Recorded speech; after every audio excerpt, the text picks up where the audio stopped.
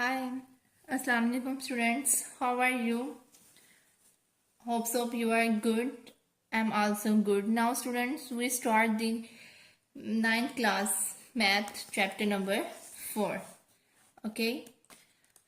Chapter number 4 is factorization and algebraic manipulation. Okay. In this chapter, we study the factorization of algebra. This chapter is algebra. Okay, so we discuss the different questions in this chapter and solve the many problems. Okay, first of all, we start the exercise 4.1 of chapter number 4. First question is factorize by identifying common factors. वो क्या कह रहे हैं कि हम लोगों ने question number 1 में फैक्टराइज करना है कॉमन फैक्टर्स को. ठीक है, बाय आइडेंटिफाइंग कॉमन फैक्टर्स. जो हमारे पास कॉमन फैक्टर्स हैं उनको आइडेंटिफाई करना है और देन फैक्टराइज करना है हमारे पास जितने भी प्रॉब्लम्स हैं, मीन जितने भी क्वेश्चंस हैं. Okay, now we start question number 1 part 1. Okay, start. Dear student, first of all, we take the common at this solution. Okay, at this problem question. क्या करना है हमने? सबसे पहले कॉमन लेना है इस स्टेटमेंट में से. इस क्वेश्चन में से हम लोगों ने क्या लेना है स्टूडेंट? कॉमन लेना है. हमारा क्वेश्चन क्या है? 6x plus 12. Factorise by identifying common factors. हम लोगों ने क्या करना है? फैक्टराइज करना है और आइडेंटिफाइंग करना है किसको? कॉमन फैक्टर्स को. चले, हमारे पास ये एक क्वेश्चन है. इसका सबसे पहले हम लोग करते हैं कॉमन लेते हैं. क्या कॉमन ले सकते हैं? इसमें से हमारे पास 2 भी कॉमन आ रहा है क्योंकि ये 2 की टेबल पर जाता है. 6 और 12 भी 2 की टेबल पर जा रहा है. अगर हम 3 भी कॉमन ले सकते हैं. कैसे? 3 की टेबल पे 6 भी आता है और 12 भी जा रहा है.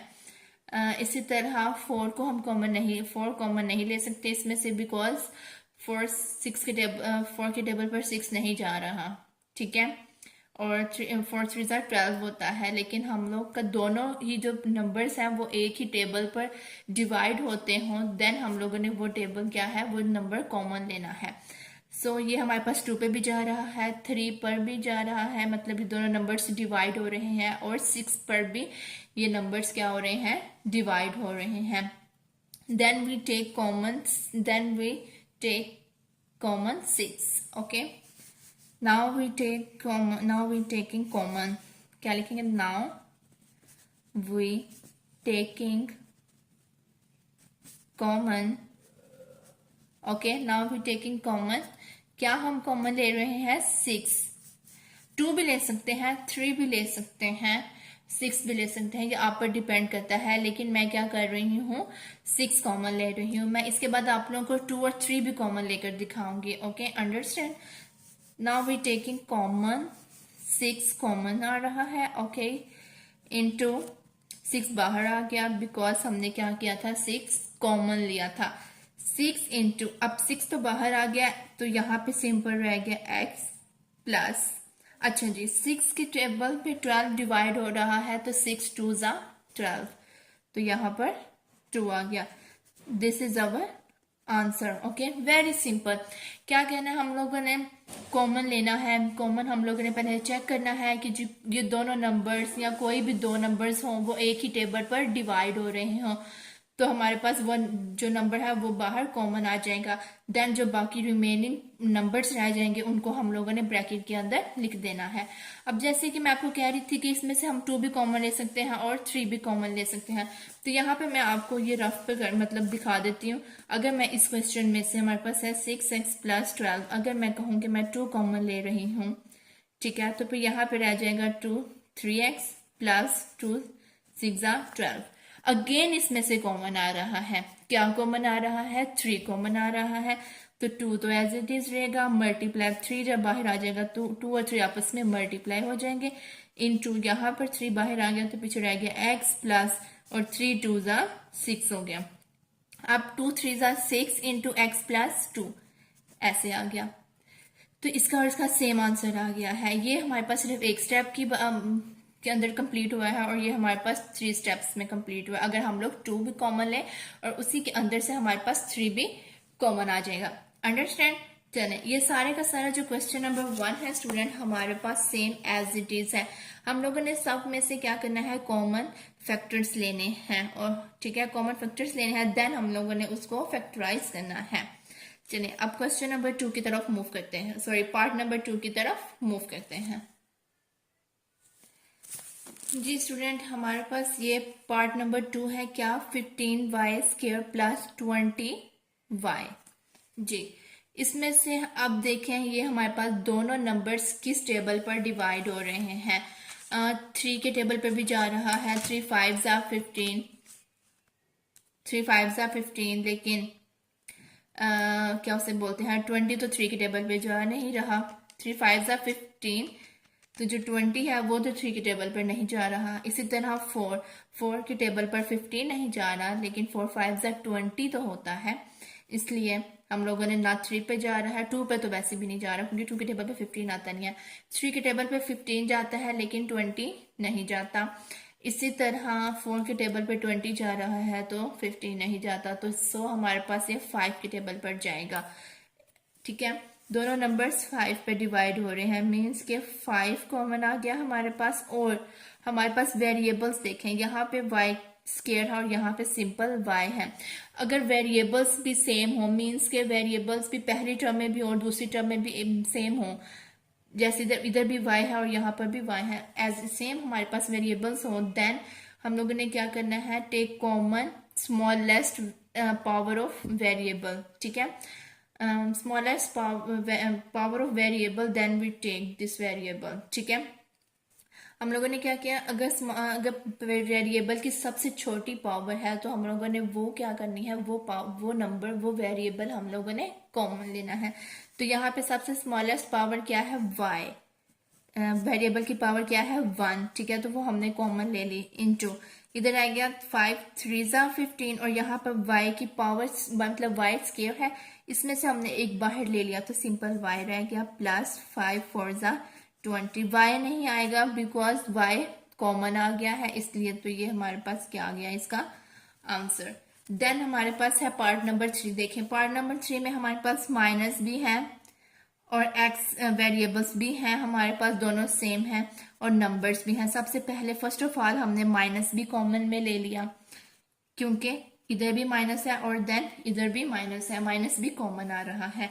और अब ये देखें 3 तो 3 के टेबल पे जा रहा है और 12 भी 3 के टेबल पे जा रहा है, बिकॉज 3 4 ज़ा 12 हो गया, तो 3 भी आ गया। देन हमारे पास smallest power of variable is 1, so x common. Then minus बाहर आ गया तो ये वाला माइनस हम नहीं लिखेंगे, 3 4 ज़ा 12, और साथ में ये सिंपल एक्स, बिकॉज यहाँ एक्स ये था तो 1 पावर हमने कॉमन ले ली, देन रिमेनिंग सिर्फ एक्स रह गया। आगे माइनस कॉमन था तो ये माइनस जब कॉमन लें तो अंदर वाले जो साइन होते हैं वो चेंज हो जाते हैं, so plus simple 1, this is our answer. Because 1 क्यों आया है, क्योंकि जब हमारे पास -3x कॉमन आ रहा है, जो नंबर हमारे पास पूरे का पूरा कॉमन आ जाए, उसकी जगह पे कोई रिमेनिंग नंबर ना हो, देन हम लोगों ने उसकी जगह पे क्या राइट करना होता है, 1। Understand? Got it? Now next we move part number 4। Okay student, part number 4 is 4a² b plus 8ab square. Got it? First of all हमने वेरिएबल्स चेक करने हैं। हमारे पास a इधर भी है, मतलब दोनों नंबर्स के साथ है, एंड b भी दोनों नंबर्स के साथ है। सो हमने अब देखना है कि ये 4 और 8 किस टेबल पर जा रहे हैं। ये सबसे पहले तो हमें देखना है कि 2 के टेबल पर भी डिवाइड हो रहे हैं, देन ये 3 पर तो नहीं जा रहे, 4 पर भी जा रहे हैं। सो सबसे पहले हम किस पे जा रहा है, जैसे ये मैंने हमारे पास 2 पे और 3 पे जा रहा था तो मैंने डायरेक्ट 6 पर किया था, तो ये हमारे पास 4 पर जा रहा है और 2 पर भी जा रहा है।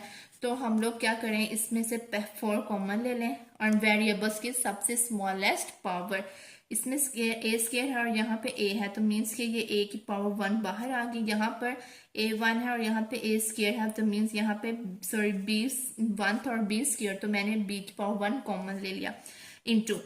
अच्छा जी, इधर 4 कॉमन आ गया, तो ए स्केयर था, इसमें से 1 हमने कॉमन ले लिया, तो हमारे पास सिंपल ए रह गया। बी हमारे पास यहाँ पे 1 था, तो वो मैंने बाहर ले लिया, तो इसकी जगह पे कुछ भी नहीं आएगा। प्लस 4 2 ज़ा 8 होता है।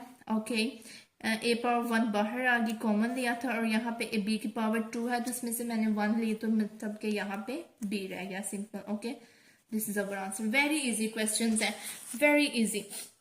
सिर्फ हम लोगों ने क्या करना है, taking common and then factorise, ठीक है, सिंप्लीफिकेशन करनी है। अब स्टूडेंट्स हमारे पास इसके 2 पार्ट्स रह गए हैं, 5 एंड 6। ओके, चलें स्टार्ट करते हैं, पार्ट नंबर 5 एंड 6 को सॉल्व करते हैं। ओके जी स्टूडेंट, हमारा पार्ट नंबर 5 है X Y minus 3x square, okay, plus 2x. First of all, we check the variables, ठीक है। First of all, we check the variables x, x square and x. So we take the common x. x की सबसे smallest power 1 है, वो मैंने common ले ली। Okay, then देखते हैं कि क्या कोई जो हमारे पास constant है, मीन्स जो वेरिएबल का कोफिशिएंट्स है, उसमें से क्या चीज कॉमन आ रही है। सो 3 और 2 है, ठीक है, और यहाँ पर तो 1 है, तो ये तीन जो मतलब तीनों के तीनों जो कोफिशिएंट्स हैं वो डिफरेंट है, मीन्स कि इसमें से कोई भी कोफिशिएंट कॉमन नहीं आ रहा, जस्ट वेरिएबल कॉमन आ रहा है। तो x की पावर 1, यहाँ पर हमने 1 कॉमन ले ली, तो इधर सिर्फ रह गया y माइनस 3, यहाँ पे x की पावर 1 बिकॉज 2 थी तो 1 कॉमन ले ली, प्लस 2 x पावर 1 और x पावर 1 कॉमन ली, तो यहाँ पर कुछ भी नहीं, तो this is our answer. Okay, next part 6। Okay, first of all we check the coefficients. Okay, we check the variables coefficient. So 3 9 15, 3 9 15, it's mean तीनों कोफिशिएंट्स 3 के टेबल पर ही डिवाइड हो रहे हैं। 3 1 ज़ा 3, 3 3 ज़ा 9, 3 5 ज़ा 15, and then we check variables, means के हमारे पास 3 कॉमन आ गया। Then variables a b, a square b, a b square और ए बी, सबसे स्मॉलेस्ट पावर ए 1 है, तो a b common, 3 a b common, then into 3 common आ गया, तो इसकी जगह पे 1 ए स्क्वायर था, तो ए बाहर, तो बी पावर 1 और ये 1 बाहर आ गई, माइनस 3 3 ज़ा 9 और बी, प्लस 3 5 ज़ा 15, और ए बी हमारे पास स्मॉलेस्ट पावर थी वो कॉमन आ गई, तो this is our answer. Okay, understood students? This is question number 1 from exercise 4.1. Okay, so we solve the all parts of question number 1. ठीक है, 6 parts of question number 1. हम लोगों ने क्या किया बच्चों, क्वेश्चन नंबर 1 के 6 पार्ट्स थे, उसको हमने उस पूरे क्वेश्चंस को क्या किया है, सॉल्व कर दिया है। Then question number 2, okay, of exercise 4.1. question number 2 is factorize. क्या है, सिंपल हम लोगों ने क्या करना है स्टूडेंट, क्वेश्चन नंबर 2 के अंदर फैक्टराइज करना है। ओके जी स्टूडेंट, क्वेश्चन नंबर 2 क्या है, फैक्टराइज। हम लोगों ने क्या करना है, फैक्टराइज करना है इस पूरे क्वेश्चन के अंदर। ओके, ये क्वेश्चन नंबर 1 से थोड़ा सा डिफरेंट है, इसमें हम लोगों ने क्या करना है, break middle term rule use करेंगे। क्या रूल यूज करेंगे इसके अंदर, break middle term rule. Okay, जो इसका फर्स्ट पार्ट है उसके अंदर तो हमारे पास सिंपल कॉमन आ रहा है, क्या रहा है, सिंपल कॉमन। तो ये देखें हमारे पास पार्ट 1 है क्वेश्चन नंबर 2 का, 5x प्लस 15, इसमें से तो कॉमन आ रहा है क्या, 5 इंटू एक्स प्लस 5 3 ज़ा 15, ये क्या आ गया, आंसर आ गया। अब ये जो हमारे पास पार्ट नंबर 2 है स्टूडेंट्स, ये थोड़ा सा डिफरेंट है, बिकॉज इसके अंदर हमारे पास कोई भी चीज कॉमन नहीं आ रही, क्योंकि तीनों वैल्यूज ही डिफरेंट है, एक्स स्क्वायर और एक्स, ये इन दोनों में तो एक्स है, लेकिन यहाँ पर एक्स नहीं है, एंड देन कोफिशिएंट्स भी डिफरेंट है। जब इस तरह की सिचुएशन हो तो हमारे पास हम लोगों ने क्या रूल यूज करना है, ब्रेक मिडल टर्म रूल। जब हमारे पास किसी भी वैल्यूज में से कोई भी नंबर कॉमन ना आए, देन हम लोगों ने यूज करना है by using break middle term rule. Now we use break middle term rule. क्या मतलब है इसका स्टूडेंट? इसका मतलब यह है कि जो हमारे पास मिडल टर्म है उसको हम लोगों ने ब्रेक करना है टू नंबर्स में। क्या करना है? मिडल टर्म को ब्रेक करना है इनटू टू टर्म्स। ओके, कैसे? चलिए देखते हैं। हमारे पास एक्सप्रेशन है x square plus 4x plus 3। हमने क्या किया? मिडल टर्म को ब्रेक करना है इनटू टू नंबर्स या इनटू टू पार्ट्स में, ताकि हमारे पास ये फैक्टराइजेशन हो सके। Okay, understand? सो कैसे हम लोगों ने ब्रेक करना है, अब ये मैं अब आप लोगों को बताती हूँ जी। इसका कोफिशिएंट क्या है स्टूडेंट? 1। ये हमने खुद से लगाया क्योंकि इसके पास कोई कोफिशिएंट नहीं था। अगर जिसके पास कोफिशिएंट ना हो तो वो क्या होता है? ऑलवेज 1 होता है। ओके, हम लोगों ने क्या किया? फर्स्ट कोफिशिएंट और लास्ट नंबर मीन्स के first constant and last constant को मल्टीप्लाई करना है। 1 3 जा 3, 1 मल्टीप्लाई 3 इक्वल्स टू 3। हमारे पास नंबर आया है मल्टीप्लाई करके किसको? ये वाला कांस्टेंट और ये लास्ट वाले कांस्टेंट को मल्टीप्लाई करके नंबर आया है 3। अब ये जो 3 आया है, ठीक है, क्या आया है? ये 3। अब 4x को ब्रेक करके हम लोगों ने दो नंबर्स लेने हैं ऐसे। क्या है? 4x को हमने ब्रेक करना है, उसकी जगह पर हमने ऐसे दो नंबर्स लेने हैं जिन नंबर्स को मल्टीप्लाई करने से हमारे पास आंसर 3 आए। क्या आए? आंसर 3 आए। और उसी नंबर को प्लस या माइनस करने से हमारे पास आना चाहिए 4x। उन्हीं दो नंबर्स को, जिन दो नंबर्स को मल्टीप्लाई करने से हमारा 3 आया है, और उन्हीं दो नंबर्स को हम लोगों ने प्लस या माइनस किया तो हमारे पास 4 आए। ठीक है, तो ऐसे कौन से दो नंबर्स हैं जिनको मल्टीप्लाई करने से 3 आता है? वो तो 3 1 जा 3 होता है। तो क्या अगर मैं 3 में प्लस 1 करूं तो क्या 4 आएगा? बिल्कुल आएगा। मीन्स के हमारे पास कौन से दो नंबर्स आए? हमारे पास नंबर आया है स्टूडेंट 3 1s, 3 और 1। ठीक है, 4x को ब्रेक किया तो कौन से दो नंबर्स आए हैं? 3 और 1, जिनको मल्टीप्लाई किया तो हमारे पास 3 आ गया, प्लस और माइनस किया तो 4 आ गया। तो x square as it is आएगा प्लस, अब 4x को ब्रेक किया तो 3x plus 1x plus 3 as it is. 3 1 जा 3 हो गया और 3 प्लस 1 4 आ गया। अब हमारे पास फैक्टराइजेशन होगी। ये हमारे पास, ठीक है, एक फंक्शन बन रहा है और एक ये फंक्शन बन रहा है। अब इन दोनों में से हमारे पास क्या कॉमन आ रहा है? x कॉमन आ गया। ओके, इधर हमारे पास सिंपल x रह गया प्लस और यहाँ पर 3, क्योंकि हमने स्मॉलेस्ट पावर लेनी होती है। और इसमें से हमारे पास कॉमन कुछ नहीं आ रहा, इसमें से कॉमन आ रहा है सिर्फ 1। ओके, जब कोई कॉमन नहीं आता तो क्या आता है? उसकी जगह पे 1 कॉमन आता है। तो 1 कॉमन आ गया तो यहाँ पे रह गया x प्लस 3। जब इस तरह का हमारे पास क्वेश्चन आएगा, आप लोगों ने ये माइंड में बात रखनी है कि जो ब्रैकेट के अंदर वैल्यूज हैं वो दोनों सेम होनी चाहिए। यहाँ पर अगर x प्लस 3 है तो इधर भी x प्लस 3 होना चाहिए। अगर आपका यहाँ पे x प्लस 3 नहीं आ रहा हो तो मीन्स आप लोगों ने जो फैक्टराइजेशन किया है वो रोंग है। Okay, got it? हाँ जी, अब देखेंगे x प्लस 3 हमारे पास ब्रैकेट में 2 दफा आ रहा है, हमने इसको सिर्फ 1 टाइम्स राइट करना है। और जो ये x प्लस 1 है जो ब्रैकेट के बाहर है उसको हम लोगों ने ब्रैकेट में लिख दिया। तो ये हमारे पास क्वेश्चन सॉल्व हो गया, ये हमारा आंसर आ गया। Okay, understand student? समझ आ गई स्टूडेंट? ये हम लोगों ने किस तरह करना है, ब्रेक मिडल टर्म रूल कैसे अप्लाई करना है। जब आप करते जाएंगे तो आपको पता चलता जाएगा कैसे करना है।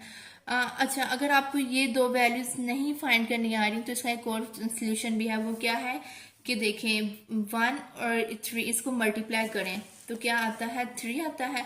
तो उस 3 का एलसीएम ले लें। उस 3 का क्या करें? एलसीएम।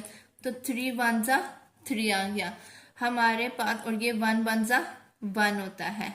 ठीक है, हमारे पास अब जो यहाँ पर नंबर्स आए हैं वो क्या आए हैं, 3 और 1। जो यहाँ पर नंबर्स आ जाए उनको हम लोगों ने देखना है। यहाँ पर नंबर आया है 3 और 1, इनको मल्टीप्लाई करें 3 और 1 को तो 3 आ गया, अगर 3 और 1 को प्लस करें तो 4 आ गया। तो मीन्स हमें पता चल गया कि हमारे पास कौन से नंबर्स आ गए हैं, 3 और 1। तो हमने यहाँ पे कौन से नंबर्स लेने हैं, 3 और 1। अगर आपको वैसे नहीं समझ आ रही तो आप लोग इस तरह एलसीएम लेकर भी वो पेयर्स बना सकते हैं, जो मिडल टर्म है ना उसको हम ब्रेक कर सकते हैं। ओके, अब हमारे पास पार्ट नंबर 3 है, उसको सॉल्व करते हैं। हाँ जी स्टूडेंट, हमारे पास पार्ट नंबर 3 है x² + 6x + 8। ठीक है, अब इसे भी हम लोगों ने क्या करना है, middle term break rule apply करेंगे 6x को। जी क्वेश्चन है x² + 6x + 8, 1 कोफिशिएंट है इसका और ये 8, 1 को मल्टीप्लाई किया 8 के साथ, 1 8 जा 8, ये इस तरह चलता जाएगा। अब ये देखें, मैं एलसीएम लेने लगी हूँ 8, क्योंकि 8 आया है हमारे पास। क्यों, जब हम लोगों ने इन दोनों नंबर्स को मल्टीप्लाई किया तो हमारे पास क्या आया, 8। अब 8 का एलसीएम लेते हैं, 2 4 जा 8, 2 2 जा एंड 2 1 जा 2। अब देखें, इनको मल्टीप्लाई करें, 2 को मल्टीप्लाई करें 2 के साथ, क्या आया 4। अब ये 4 और एक ये सिंपल 2। ठीक है, ये 4 और ये सिंपल 2, 4 को मल्टीप्लाई करें 2 के साथ 8 आ गया। तो हमारे पास मल्टीप्लाई करने से 8 आ गया है इन दो नंबर्स को। और अगर मैं 4 में प्लस करूं 2 तो हमारे पास ये 6 भी आ रहा है। समझ आ गई, ये सबसे इजी स्टेप है। कौन सा, जो आप लोग ने ये एलसीएम लेंगे ना, ये सबसे इजी स्टेप्स है। ठीक है, सबसे इजी स्टेप है क्या, एलसीएम लिया, मल्टीप्लाई किया, उस नंबर का एलसीएम लिया, वो एलसीएम था 8 नंबर था, 8 का एलसीएम लिया, 2 4 जा 8, 2 2 जा 4 और 2 1 जा 2। तो हमने मल्टीप्लाई करना है इन वाली वैल्यूज को। ठीक है, 2 को 2 से मल्टीप्लाई किया तो 4 आया। अब 4 को मल्टीप्लाई करना है 2 के साथ, तो 8 तो आ गया है। क्या 4 और 2 को प्लस करेंगे तो 6 आएगा। जी बिल्कुल 6 आ रहा है। तो हमारे पास मिडिल टर्म जो थी वो ब्रेक हुई है, वो कैसे हुई है, x² + 4x + 2x and +8। Okay, हाँ जी, अब ये और ये है, इसमें से क्या कॉमन आ रहा है, फर्स्ट में से हमारे पास x कॉमन आ रहा है, पीछे रह गया x + 4, और इसमें से हमारे पास कॉमन आ रहा है +2, क्योंकि ये भी 2 पे डिवाइड हो रहा है और ये भी 2 पर डिवाइड हो रहा है। तो अंदर रह गया x + 2 4 जा 8। ये दोनों वैल्यू सेम है, इनको 1 टाइम लिखना है, और जो ब्रैकेट के बाहर है उसको भी हम लोगों ने क्या करना है, ब्रैकेट के अंदर राइट करना है। जी क्या था, x + 4 × x + 2, this is our answer. Okay, ये देखें हमारे पास ये था, इसको मैंने 1 टाइम्स लिखा, और जो ब्रैकेट के बाहर था उसको भी मैंने क्या किया स्टूडेंट, ब्रैकेट के अंदर लिख लिया। अंडरस्टैंड, ये वाला स्टेप, ये वाला जो मेथड है ना एलसीएम वाला, ये ज्यादा इजी, आप लोगों को थोड़ा, आप लोग कंफ्यूज नहीं होंगे कि कैसे करना है। हम लोगों ने डायरेक्ट, आप लोग वो दोनों नंबर्स, इन दोनों नंबर्स को मल्टीप्लाई करें, उसमें जो नंबर आएगा उसका एलसीएम लें, देन हम लोग ये जो बाहर डिवाइड होते हैं उनको मल्टीप्लाई करने से हमारे पास पता चल जाएगा कौन से दो नंबर्स आ रहे हैं। अब हमारे पास है इसका लास्ट पार्ट है, पार्ट नंबर 4। 4 ही पार्ट्स है इस क्वेश्चन 2 के, कितने पार्ट है, 4। लास्ट पार्ट है x² + 4x + 4। जी स्टूडेंट, इस पे भी हमने वो ही टर्म लगाना है, रूल लगाना है, क्या है, x² + 4x + 4, 1 कोफिशिएंट है, 1 4 जा 4, क्या एलसीएम आया, 4 एलसीएम आया, 2 2 जा 4 एंड 2 1 जा 2। हाँ जी, ये दो नंबर्स है, इनको मल्टीप्लाई करें, हाँ 4 आ रहा है। ठीक है, इनको मल्टीप्लाई करने से 4 तो आ रहा है। क्या इन दोनों नंबर को प्लस करने से या माइनस करने से 4 आता है, ये बिल्कुल आ रहा है। 2 + 2 4 आ गया। मीन्स हम लोगों ने अब कौन से दो नंबर्स लिए यहाँ पर, x² + 2x + 2x + 4। ओके, इनमें से कॉमन आ रहा है x, तो अंदर रहेंगे इधर x + 2 प्लस, ये भी 2 पे डिवाइड है, ये भी 2 पे, तो मीन्स के 2 कॉमन, तो x + 2, ये और ये हमारे पास सेम होगी, हमारे मीन्स के हमारी जो फैक्टराइजेशन है वो करेक्ट है। तुमने क्या लिखा, x + 2 × x + 2, this is our answer. Okay, so student Today we discuss the question number 1 and question number 2 from exercise 4.1. Okay, this is very easy. Simple हम लोगों ने क्या किया, क्वेश्चन नंबर 1 में कॉमन लिया, फैक्टराइज किया, और क्वेश्चन नंबर 2 में हम लोगों ने क्या किया, फैक्टराइज किया है और ब्रेक मिडल टर्म रूल लगाया है, और वेरी इजी आपको पता चल गया होगा। हम एक एक स्टेप मैंने आपको समझाया है कि किस तरह करने हैं। ये सारा आज का इतना ही काम है हमारे लिए, हमारा इतना ही काम है। नेक्स्ट इंशाल्लाह कल हम लोग, बल्कि कल इंशाल्लाह स्टूडेंट हम लोग अपना question number 3 and question number 4 complete करेंगे। ओके इंशाल्लाह। तो आज इतना ही काफी है।